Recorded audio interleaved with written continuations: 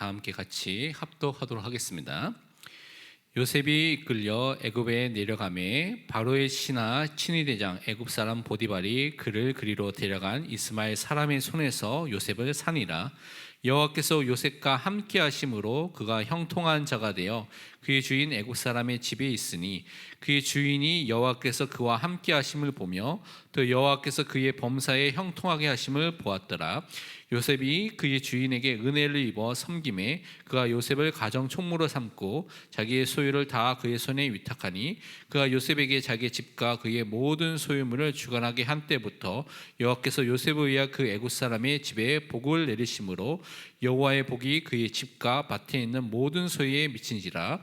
주인이 그의 소유를 다 요셉의 손에 위탁하고 자기가 먹는 음식 외에는 간섭하지 아니하였더라. 요셉은 용모가 빼어나고 아름다웠더라. 아멘. 오늘 금요 기도에는 하나님이 함께 하심을 누린 요셉의 기도라는 제목으로 창세기 39장 1절부터 6절 통해서 하나님의 말씀을 우리가 붙잡고 확인해야 되겠습니다. 금요 기도에 여러분이 하나님 앞에 기도하기 위해서 여러분이 오셨고 또 하나님께서 여러분을 불러주셨습니다. 그래서 이 시간을 통해서 여러분 말씀을 좀 붙잡고요, 하나님 앞에 또 기도하는 시간을 가르치기 바랍니다. 그러기 위해서 우리가 꼭 기억해야 될 것이, 하나님께서 기도에 대해서 약속하신 그 약속의 말씀들을 여러분 꼭 기억하시고 붙잡고 하나님 앞에 기도하시길 바랍니다. 분명히 하나님께서는 언약의 하나님이시기 때문에 말씀대로 언약대로 여러분 삶 속에 분명히 이루시고 지금도 역사하고 계십니다. 그래서 여러분이 꼭 기억해야 될 것이, 여러분은 하나님의 자녀이기 때문에 하나님께서 여러분의 기도를 들으시고요, 하나님께 구하면 반드시 하나님의 응답을 하나님께서 여러분에게 허락해 주시는 것입니다. 그래서 우리가 성경을 보면 너무나 많은 구절이 있지만 마태복음 7장 11절은 이렇게 우리에게 말씀하고 있습니다. 우리 같이 마태복음 7장 11절 말씀을 우리 함께 읽어보도록 하겠습니다.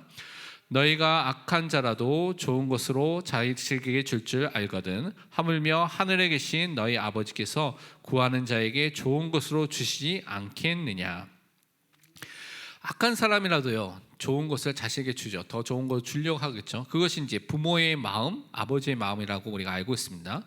그런데 하늘에 계신 너희 아버지, 우리 아버지 되신 하나님께서 우리에게, 구하는 자에게, 기도하는 자에게 좋은 것으로 분명히 주신다고 말씀하셨습니다.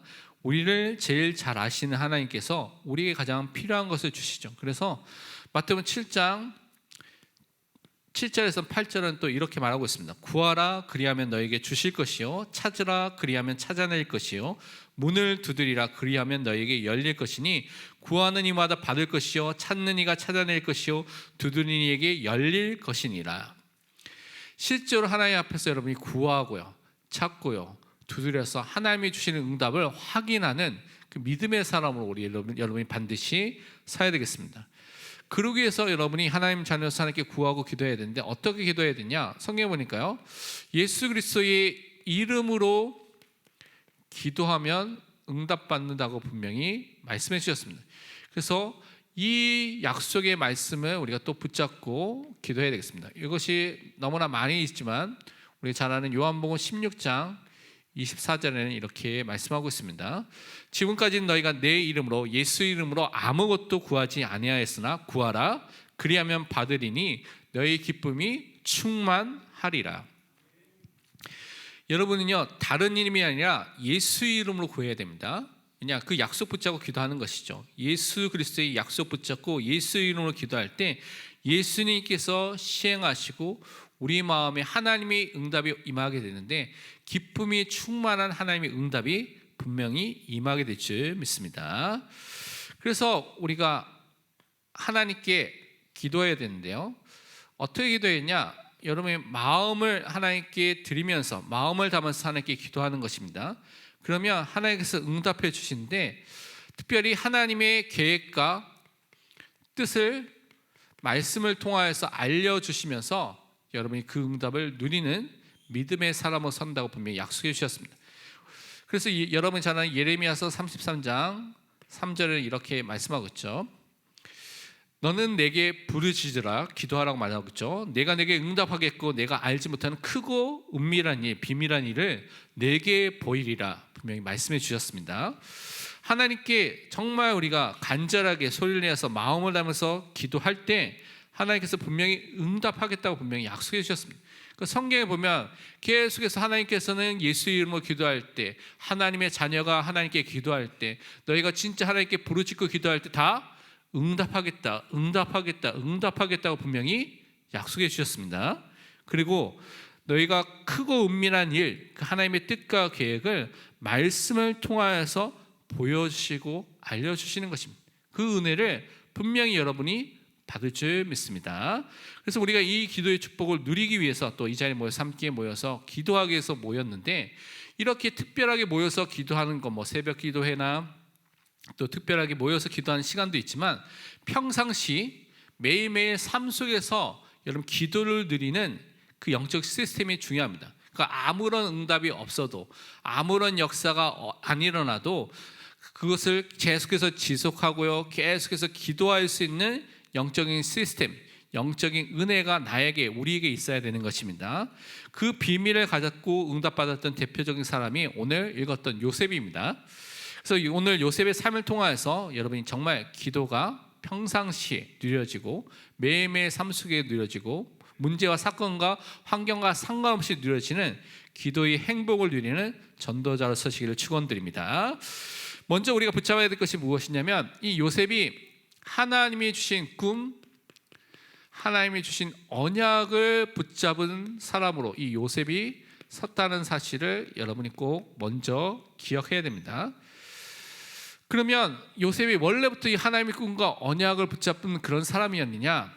요셉의 원래 상태를 보면 여러분 좀 그 부분을 좀 볼 필요가 있습니다. 보면요, 첫 번째 보면 여러분이 창세기 37장 2절에 보면 이렇게 요셉에 대해서 설명하고 있습니다.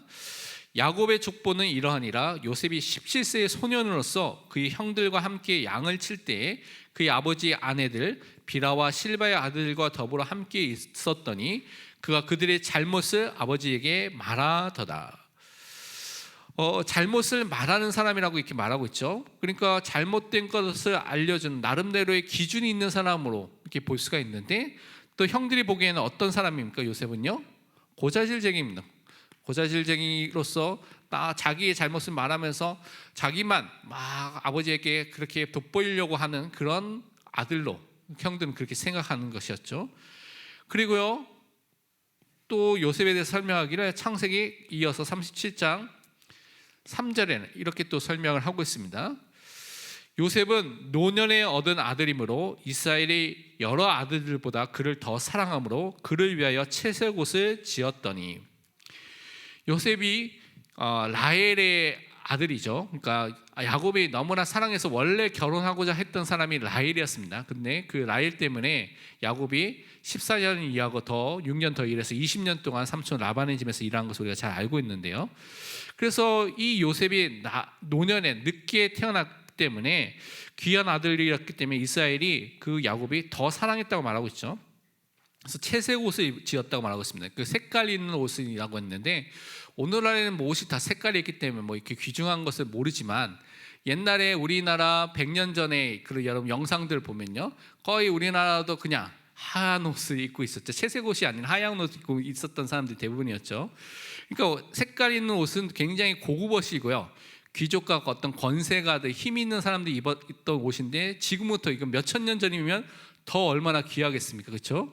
그러니까 오늘날에 보면 여러분이 자녀에게 4명, 5명, 12명 아들이 있는데 그 중에 한 명에만 명품 옷을 사줬다고 생각하시면 됩니다. 다른 애들은 그냥 보세 옷 하나씩 사주고, 하나에는 여러분이 잘 아는 제일 갖고 싶은 그 명품의 옷을 딱 이 아들에만 딱 사준 거예요. 다른 사람 보기에는 어떻겠습니까? 그러니까 혼자 아버지의 사랑을 그냥 독차지하고 있는 그런 아들이었다는 것을 말하고 있습니다. 그러니까 이런 상태 속에 있으니까 결국 어떻게 됐습니까? 창세기 37장 4절에 이어서 계속 설명하고 있죠. 이제 어떤 사람이 야곱이고 요셉인가라는 것을 설명하면서 그의 형들이 아버지가 형들보다 그를 더 사랑함을 보고 그를 미워하여 그에게 편안하게 말할 수 없었더라. 형들이 너무나 미워하고요, 질투하게 되는 관계죠. 그러니까 말도 편하게 하지 않았다라고 했죠. 편한 말이 아니라 이게 제가 보기에는 욕을 했을 겁니다. 막 험악한 말, 욕하고 협박하는 말, 그런 것을 했을 것입니다. 그러니까 형제 관계가 편안하지 않은 가정에 문제가 있는 사람이 누구였느냐? 이 요셉이었습니다. 그래서 이 형들은요, 이 미움이 그냥 미움을 그대로 갖고 있으면 미움은 어떻습니까? 자라납니다. 근데 어느 정도 자랍니까? 사람을 죽일 정도로 이 미움이 자라나게 되죠. 그것이 우리 죄성과 사단이 역사하는 그것을 통해서 그런 일들이 일어나게 되는 것이죠. 그래서 너무나 심각한 갈등이 일어나게 되는 것입니다. 그래서 창세기 37장 20절에 이렇게 말하고 있죠. 자, 그를 요셉을 죽여 한 구덩이에 던지고 우리가 말하기를 악한 짐승이 그를 잡아먹었다 하자. 그의 꿈이 어떻게 되는지를 우리가 볼 것이라 하는지라. 형들이 모의를 합니다. 그래서 요셉을 죽이자. 얼마나 미워했으면 죽이자 합니까? 그리고 아버지한테는 거짓말하고 짐승에 피 묻히고 그래서 죽였다 이렇게 하자라고 할 정도로 그를 너무나 미워하는 상태 속에 있었던 것입니다. 그러니까 이것이 요셉의 상태였고 요셉이 갖고 있는 갈등과 문제였던 것이죠. 그런데 이런 문제와 갈등이 있었는데 이 속에서 하나님께서 어떻게 하셨느냐? 이 속에서 하나님께서 그 요셉에게 꿈을 주신 것을 우리가 잘 알고 있습니다. 그래서 요셉은요, 이 하나님의 꿈을 다른 것이 아니라 그가 붙잡고 응답을 받은 것을 우리는 말씀을 통하여서 확인해 볼 수가 있습니다. 요셉은 하나님께서 자기의 두 번의 꿈을 꾸게 하셨는데요, 그것을 꾸자마자 형들에게 말하고요, 두 번째는 형들과 아버지에게 말했죠. 그래서 첫 번째는 형들의 곡식단이 요셉의 곡식단을 전하니까 그걸 말했다고 창세기 37장 7절에 말하고 있고요, 창세기 37장 9절에는 해와 달과 11별이 자기에게 절하는 것을 형과 또 아버지에게 말하는 그것을 또 말하게 됐습니다. 그래서 미움과 질책을 더 많이 받았는데 하나님이 주신 꿈을 계속해서 그는 붙잡아 있습니다. 그래서 여러분이 잘 아는 창세기 37장 11절에 보면 이렇게 되어 있죠. 그의 형들은 시기하되 그의 아버지는 야곱은 그 말을 간직해 두었더라. 이 야곱은요, 언약의 사람이죠. 그래서 언약의 사람이었던 이 아버지 야곱은 요셉의 말을 마음에 두었다라고 말하고 있습니다. 요셉은요, 그 아버지를 닮아서 그 말씀을 따라가는, 말씀을 붙잡는 믿음의 사람으로 서서 일평생 하나님이 주신 꿈을 붙잡고 흔들리지 않는 사람으로 섰습니다. 그것이 요셉의 일생을 보면 여러분이 그것을 확인해 볼 수가 있습니다. 그래서 요셉의 형들이 그에게 말씀하신 대로 그 꿈대로 나중에 창세기 42장 6절에 보면요, 요셉 앞에 쌀을 사기 위해서 어떻게 해요? 애굽의 총리였던 요셉 앞에 다 엎드려서 그 말씀대로 절을 한 것을 우리는 확인해 볼 수가 있습니다. 그것이 이루어지게 된 것이죠. 그 두 번째 곡식을 사러 온 형들에게 자신이 요셉인 것을 밝히면서 요셉이 어떻게 고백했냐면 창세기 45장 7절 8절에 이렇게 말씀하고 있습니다. 하나님이 큰 구원으로 당신들의 생명을 보존하고 당신들의 후손을 세상에 두시려고 나를 당신들보다 먼저 보내셨나이다. 그런즉 나를 이리로 보낸 이는 당신들이 아니요 하나님이시라. 하나님이 나를 바로에게 아버지로 삼으시고 그 온 집의 주로 삼으시며 애굽 온 땅의 통치자로 삼으셨나이다.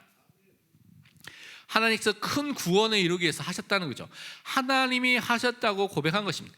하나님이 주신 꿈을 붙잡고요, 그 꿈을 이루기 위해서 하나님께서 자기의 삶 속에 이렇게 하셨다는 것입니다. 그래서 형들이 노예로 판 것처럼 보이는데 그것이 아니라 하나님께서 나를 보내실 때 그 형들을 사용하셨다라고 고백하신 것입니다. 그래서 하나님께서 내게 주신 그 꿈을 하나님께서 다 이루셨다고 누가 고백했냐? 이 요셉이 고백한 것입니다. 그래서 요셉은요, 어떤 사람이었냐? 진짜 하나님을 믿는 믿음을 고백했던 요셉으로 우리가 섰던 것을 꼭 알 필요가 있습니다. 그래서 하나님을 정말로 믿었는데, 여러분이 보면 애굽의 바로의 꿈을 해석하기 위해서 이제 바로 앞에 요셉이 이제 30세 때 섰죠. 그래서 요셉이 뭐라고 했냐? 자기의 지혜와 자기의 능력과 자기가 가진 배경과 자기의 능력을 지식을 자랑하지 않았습니다. 하나님께서 바로에게 그 꿈을 해석해 주실 것을 고백한 것이 나오고 있죠. 그래서 창세기 41장에 보면 15절부터 16절에 이렇게 말씀하고 있습니다. 바로가 요셉에게 이르되 내가 한 꿈을 꾸었으나 그것을 해석하는 자가 없더니 들은즉 너는 꿈을 들으면 능히 푼다 하더라. 요셉이 바로에게 대답하여 이르되 내가 아니라 하나님께서 바로에게 편안한 대답을 하시리이다. 이때 왕 앞에 바로 앞에 서가지고 자기를 자랑할 만한 그런 순간이죠. 이 꿈을 아무도 해석 못하니까 자기만 할 수 있는 그런 기회니까 자기를 자랑할 수 있는 시간표인데, 요셉은요 자신이 아니라 하나님께서 바로에게 그 답을 주실 것이라고 고백한 것입니다.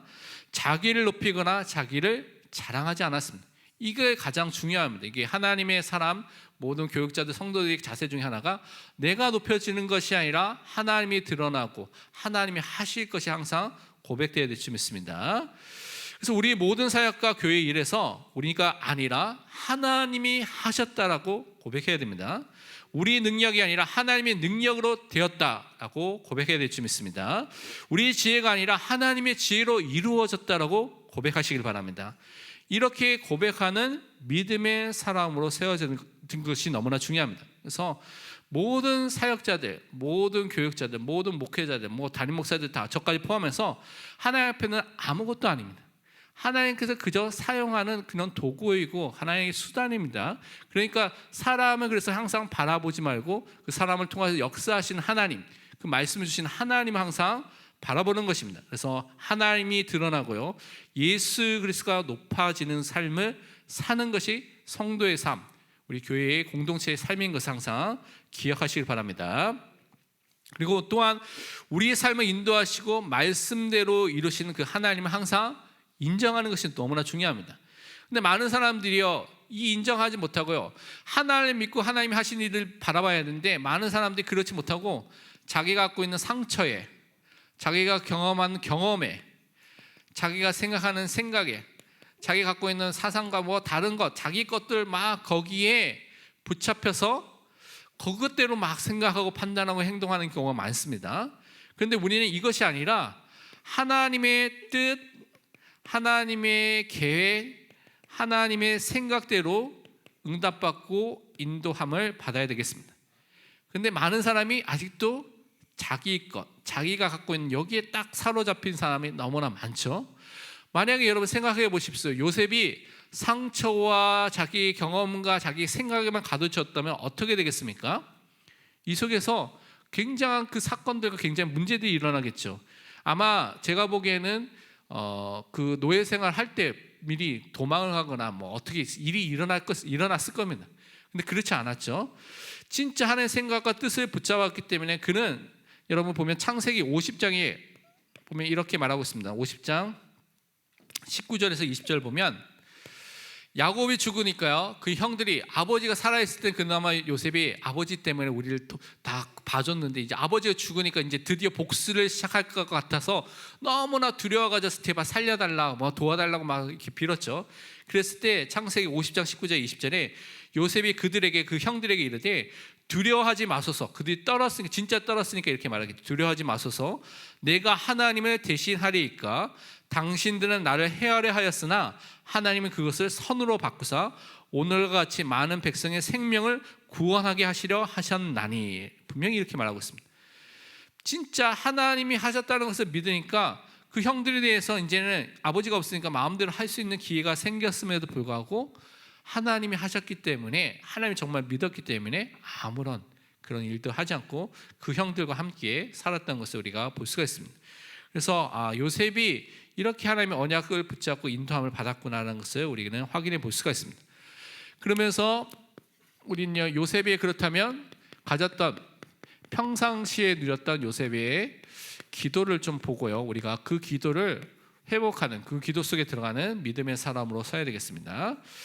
그는요, 형들에 의해서 죽으려 뻔하다가 노예로 팔려갔죠. 그래서 노예로 팔려가서 20에 팔려갔는데 그것이 한 3년 정도의 삭시라고 되어 있죠. 굉장히 큰 돈을 받고 팔았다고 이렇게 말하기도 합니다. 그런데 이 속에서 노예 생활에서 그가 뭘 했었습니까?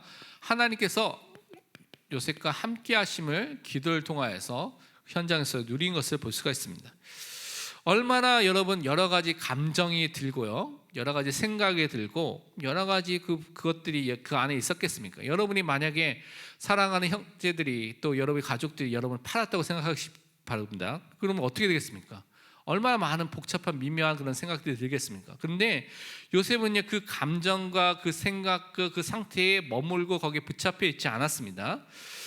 그는요, 이것을 넘어서서 하나님과 함께 하시면 그 생활 속에서 누렸죠. 그래서 불신자인 보디발이, 그를 산 주인인 보디발이 요셉을 보면서 그것이 나타나고 보일 정도로 그 응답과 은혜가 보여졌습니다.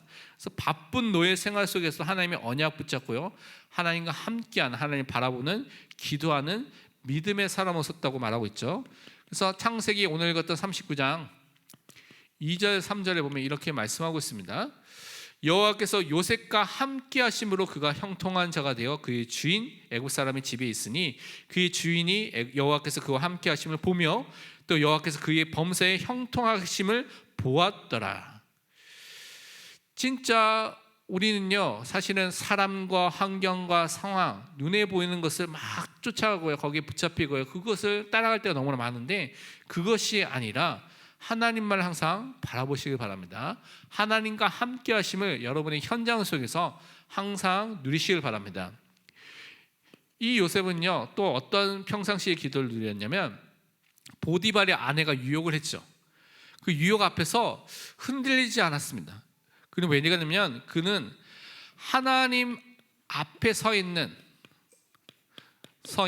기도를 했습니다. 코람데오의 기도를 했죠. 하나님 앞에 서 있는 기도를 해서 하나님께서 지금 나의 모든 삶을 보고 계시고 나의 삶을 인도하신다는 것을 믿고 그것을 통해서 죄를 짓지 않도록 고백한 것입니다. 이 보디발의 아내의 유혹은 얼마나 그 요셉의 삶에 얼마나 큰 기회라고 할 수 있고 유혹입니다. 요셉이 이것을 허락하면요, 쾌락함과 편안함과 물질과 성공과 안락과 그 시대에 자기가 가질 수 있는 많은 것들을 가질 수 있는 기회가 오게 된 것입니다. 그 달콤한 미혹이고 기회가 오게 된 것이죠. 그런데 이 요셉은 평상시에 하나님 앞에 살고 있었고 하나님 앞에서 기도하고 하나님 자신을 보고 계시고 인도하신 것을 믿었기 때문에 그 유혹을 뿌리치게 됐습니다. 그래서 창세기 여러분 39장 9절에서 10절 보면 그 전에는 눈짓 막 눈을 보고서 윙크하면서 막 계속해서 유혹하는 것을 하면서 39장 9절 10절은 이렇게 봅니다. 이 집에서 나보다 큰 이가 없으며 주인이 아무것도 내게 금하지 아니하였어도 금한 것은 당신뿐이니 당신은 그의 아내임이라. 그런즉 내가 어찌 이 큰 악을 행하여 하나님께 죄를 지으리까. 그러니까 이렇게 유혹을 거절하니까 어떻게 됐습니까? 10절에 여인이 날마다 요셉에게 청하였으나 요셉이 듣지 아니하여 동침하지 아니할 뿐더러 함께 있지도 아니하리라. 계속해서 매일 요셉을 따라다니면서 막 그렇게 하니까 요셉이 막 피해 다녔다는 것이죠. 계속 그러다가 결국 어느 순간에 궁지에 몰려가지고 그냥 옷을 뺏기게 되면서 도망치게 돼서 옷을 뺏기게 됐죠. 그래서 보디발이 뿐만 아니라 하나님 앞에 죄를 짓지 않도록 그가 분명히 하나님 앞에서 서 있는 그 기도를 하게 된 것을 볼 수가 있습니다.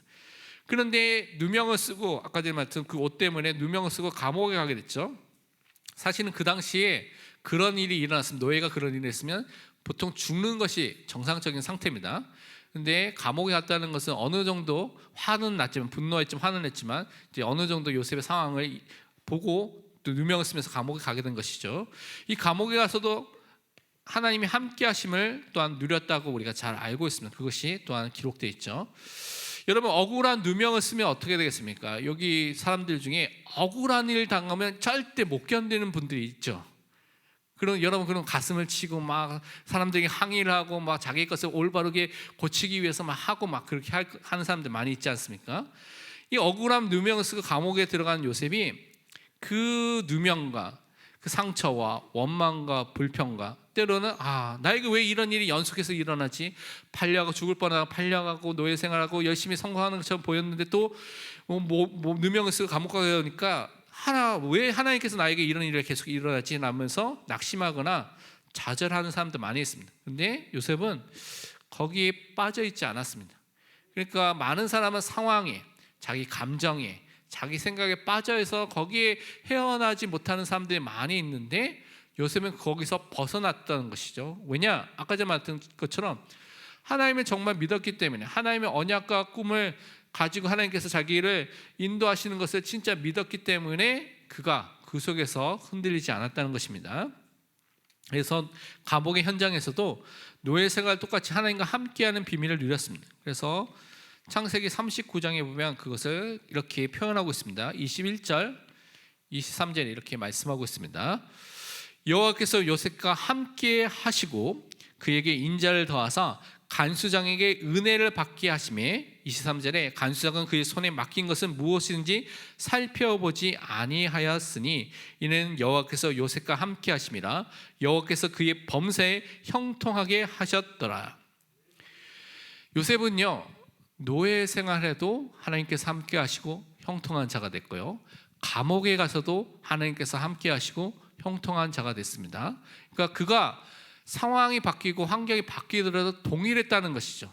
동일한 하나님의 은혜와 동일한 하나님의 축복 속에 거했습니다. 평상시에 항상 매일 하나님을 붙잡고, 하나님의 언약 붙잡고요, 하나님의 주신 꿈을 붙잡고 기도하면서 하나님을 바라보는 자이기 때문에 상황과 문제와 상관없이 동일한 응답을 어느 현장이나 동일하게 누렸습니다. 그러면서 그것을 통해서 또 요셉은 어떻게 했습니까? 이제는 바로의 꿈을 해석하게 됐는데, 이 바로가 요셉을 보면서 우리가 잘 아는 고백을 한 것을 너무나 잘 알고 있습니다. 그 바로의 고백을 살펴보면요, 요셉의 꿈과 그 해석과 그 대처 방법을 보고 놀란 바로가 하나님이 함께 하신 요셉을 이렇게 설명하겠습니다. 창세기 41장 38절 39절이죠. 이렇게 말씀하고 있습니다. 바로가 그의 신하들에게 이르되 이와 같이 하나님의 영에 감동된 사람을 우리가 어찌 찾을 수 있으리요 하고 요셉에게 이르되 하나님이 이 모든 것을 내게 보이셨으니 너와 같이 명철하고 지혜 있는 자가 없도다. 불신자인 바로가 인정할 만큼, 보여질 만큼 성령으로, 하나님의 영으로 충만한 감동된 사람으로 서게 된 것이죠. 그래서 하나님이 함께 하시는 그 명철과 지혜가 있는 사람으로 서게 됐습니다.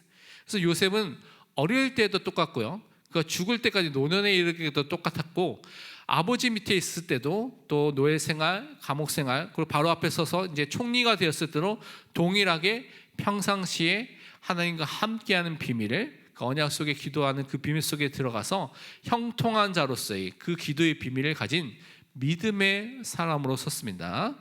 그래서 우리가 이 은혜와 이 축복을 항상 누려야 될 줄 믿습니다. 그래서 우리가 요셉과 같이 하나님이 함께하는 그것을 누리는 기도를 누릴 수 있다면, 매일 누린다면 반드시 우리가 어떤 상황과 상태와 상관없이 승리할 수가 있습니다. 그러면 우리 신자는 어떤 존재입니까? 결론으로서 꼭 여러분이 한 가지 기억해야 될 것이 무엇이냐면, 여러분 신자는요, 성도는 어떤 존재냐면 성령 하나님께서 지금 내주하시는, 함께 하시는 하나님의 자녀입니다. 그래서 여러분은 이미 요셉이 누렸던 이 비밀을 누릴 수 있는 모든 것을 이미 다 갖고 있습니다. 그래서 여러분이 하나님을 바라보고 기도하면 되는 것입니다. 요한복음 14장 16절 17절에는 우리가 잘 아는 말씀인데 이렇게 말씀하고 있습니다. 우리 요한복음 14장 16절 17절 함께 읽도록 하겠습니다.